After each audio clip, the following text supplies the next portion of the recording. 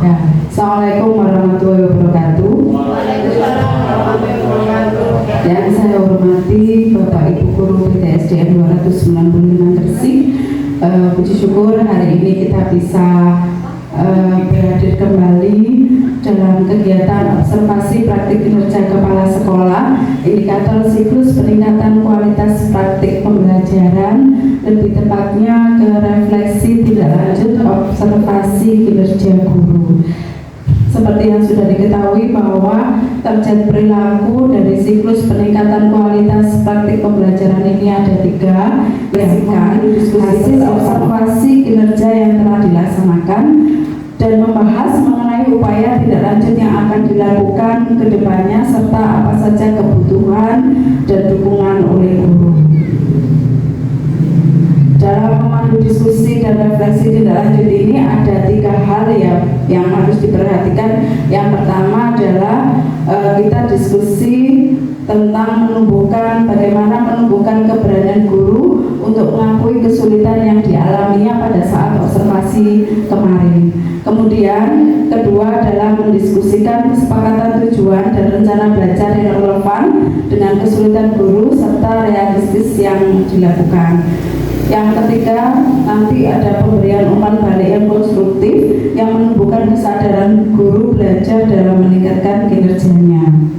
Nah, seperti yang sudah diketahui, kemarin kita sudah mengawali pertama diskusi persiapan observasi, kemudian saya sudah melaksanakan kegiatan observasi di kelas, semuanya Bapak Ibu Guru sesuai dengan jadwal observasi yang sudah disepakati. Ya, kemudian berikutnya ini adalah instrumen dari pasca observasi ya yang sudah dikerjakan. Jadi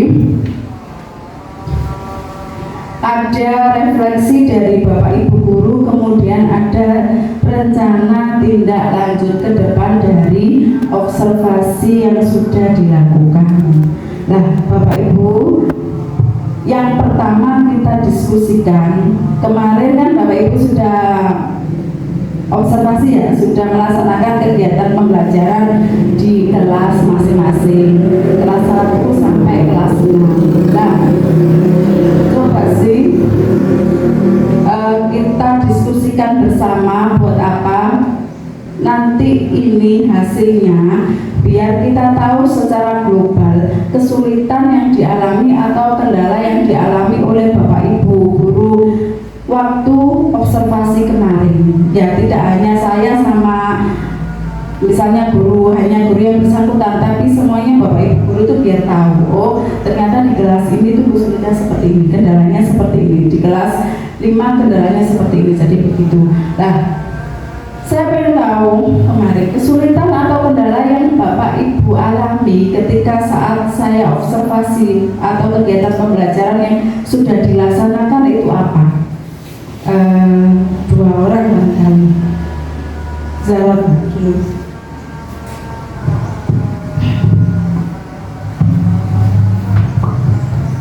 Baik, terima kasih atas waktunya. Jadi kemarin waktu observasi atau pembelajaran yang sudah terlaksana itu saya dalam kelas 4 itu ada beberapa kendala. Yang pertama itu kendala teknis. Kendala teknisnya ada di PID-nya Bu. Ketika digunakan itu anak-anak tidak bisa menyentuhnya, tidak bisa beralih, sehingga saya mensiasatinya dengan menyentuh laptop saya ya. Tadi anak-anak tetap menyentuh, tapi saya juga nyentuh, jadi bareng. Kadang tidak bisa bareng karena apa? Di situ kemarin digunakan untuk game show COC sehingga anak-anak duluan. Jadi mana yang saya lihat duluan ya saya tekankan.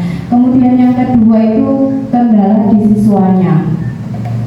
Karena tidak semua siswa itu memiliki gaya belajar yang sama. Jadi kemarin itu anak-anak yang aktif dalam pembelajaran itu saya lihat kebanyakan gaya belajarnya yang kinestetik, sehingga yang memiliki gaya belajar audio maupun visual itu pasif, duduk saja di mejanya, sehingga cuma bisa memberikan dukungan kepada temannya, bisa menjawab di meja walaupun anak itu bisa menjawabnya tapi tidak ikut untuk ke depan untuk menyentuh game show tersebut. Kemudian ada beberapa anak yang memang benar-benar dari kemampuannya kurang, Bu, sehingga itu dari saya.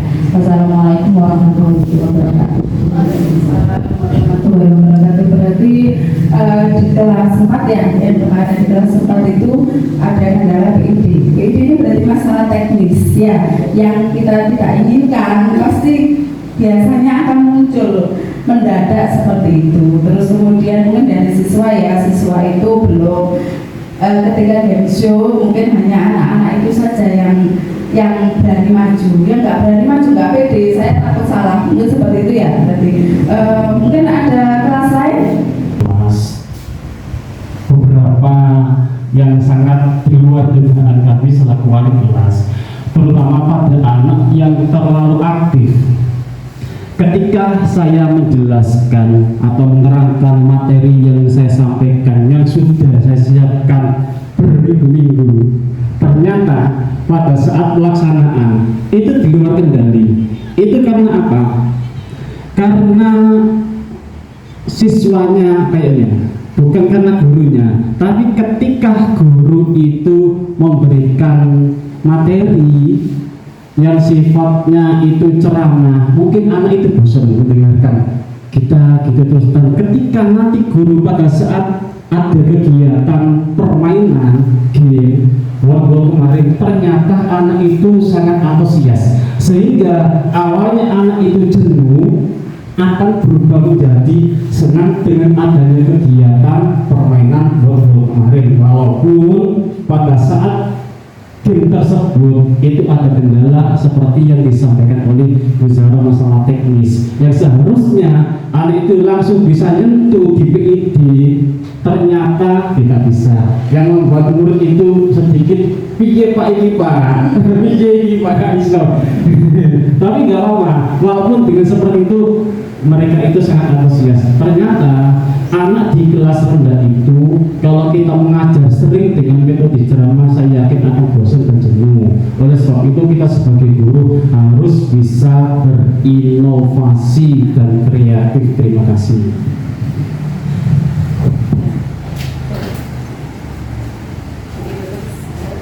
Jadi betul sekali ya, mungkin hampir sama dengan Bu Zahra tadi ya, kendala PID, masalah teknis.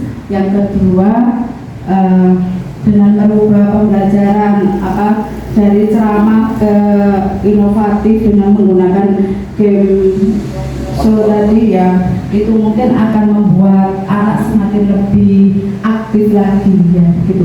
Satu lagi dari kelas saya selaku guru PAI, dan saya kemarin itu mengambil observasi kelas 5 Ibu. Nah, mungkin untuk kendala mungkin sama semua, yaitu teknis. Nah, di saya kemarin itu sinyal, mungkin PID karena terlalu jauh di kelasnya, jadi untuk internetnya itu kurang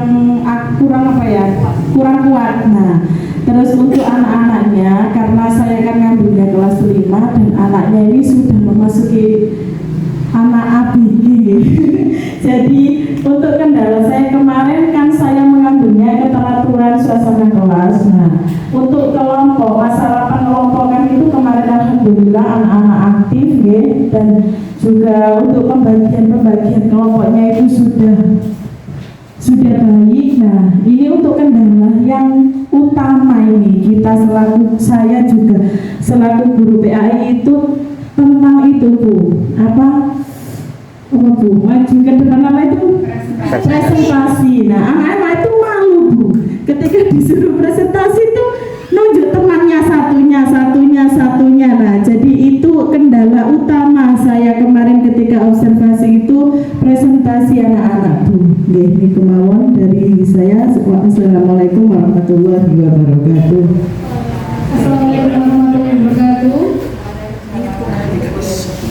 Untuk kekuatan yang saya miliki karena saya guru kelas YD, khususnya kelas 6, jadi kesempatan untuk berinovasi itu mungkin lebih bebas daripada guru kelas rendah, karena anak-anak kelas tinggi sudah bisa diajak bereksplorasi.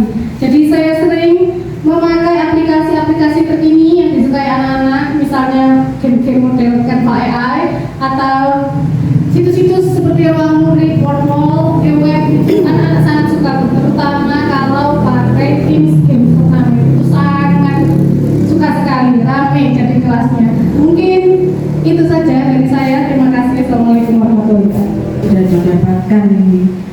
kita bisa mengidentifikasi kekuatan kita apa, ya,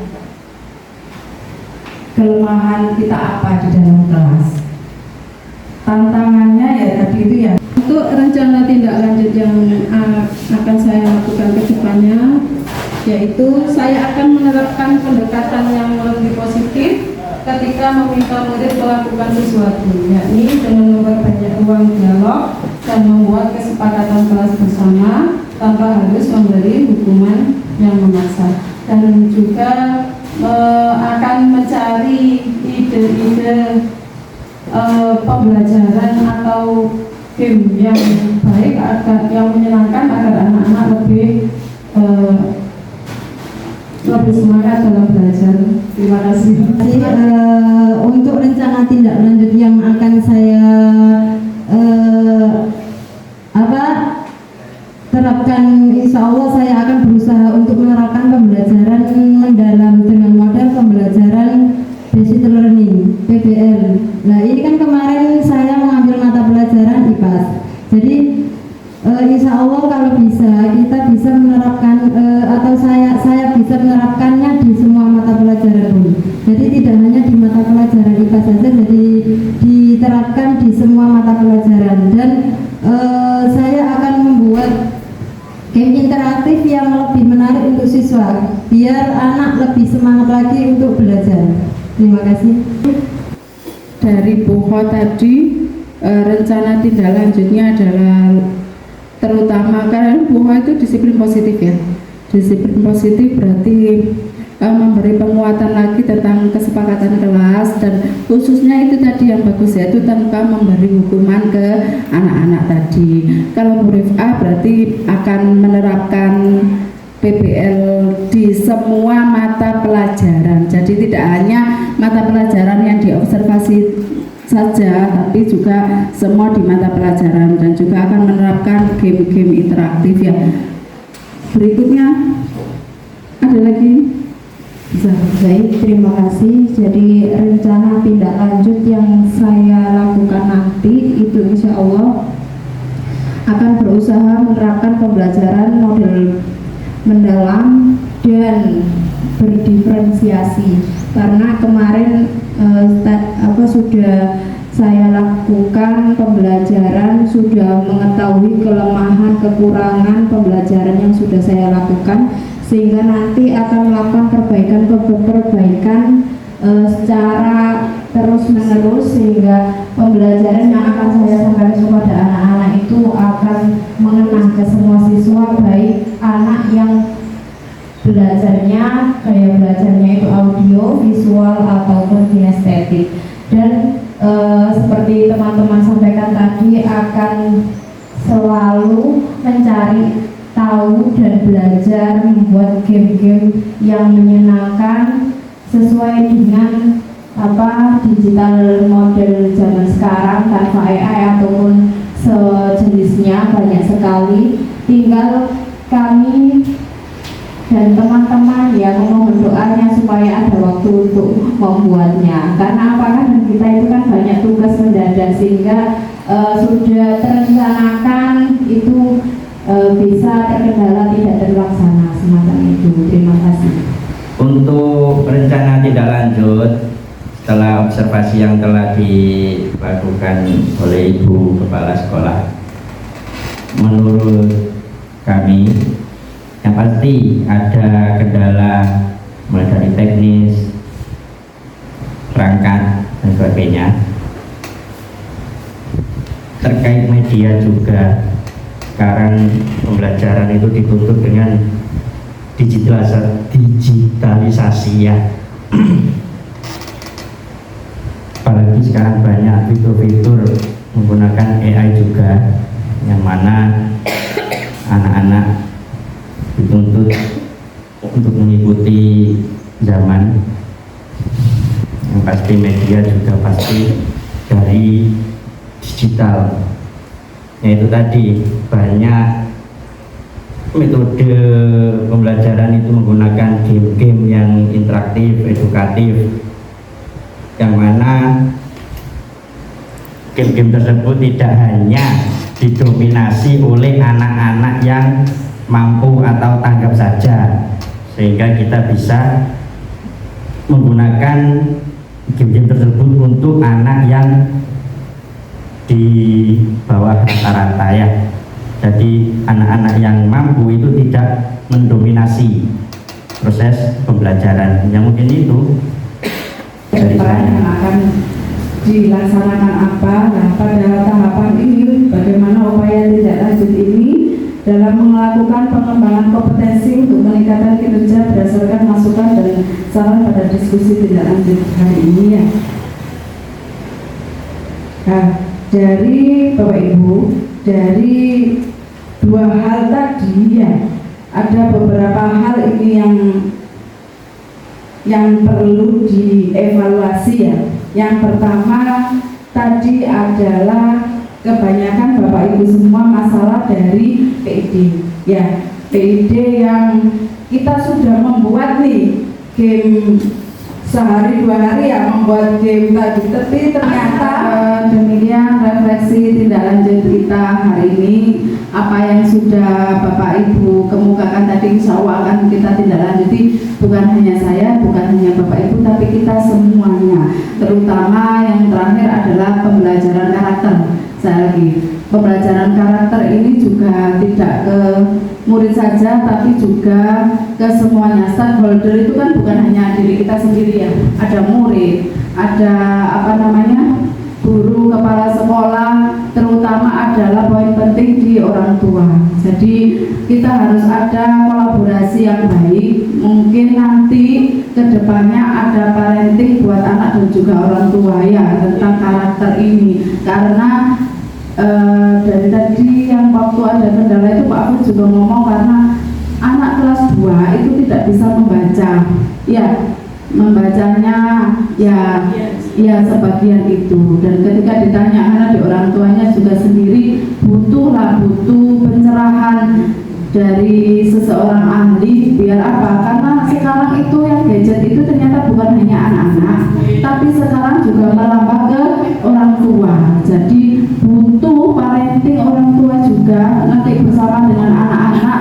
Nanti kita ini kan kembali ya, diingatkan kembali bahwa gimana caranya pola asuh orang tua terhadap anak ya, tidak hanya anak saja yang selalu disalahkan kenapa tidak bisa membaca, tetapi juga orang tua itu penting gimana cara mengelola dianya juga, gimana cara mengelola dengan anaknya juga. Jadi begitu ya, insya Allah kedepannya kita buat pertemuan parenting anak dan orang tua seperti itu. Demikian diskusi refleksi tindak lanjut kita hari ini ya. Saya ucapkan terima kasih, semoga nanti apa yang kita dapatkan mulai pertama dari persiapan observasi guru, kemudian saya melakukan observasi di kelas ya, kemudian terakhir adalah refleksi tindak lanjut yang sudah didapatkan semua dapat membawa manfaat bagi anak peserta didik kita menjadi lebih baik lagi, terutama juga membawa UPT SDN 295 Gresik ini menjadi lebih baik. Demikian yang saya sampaikan.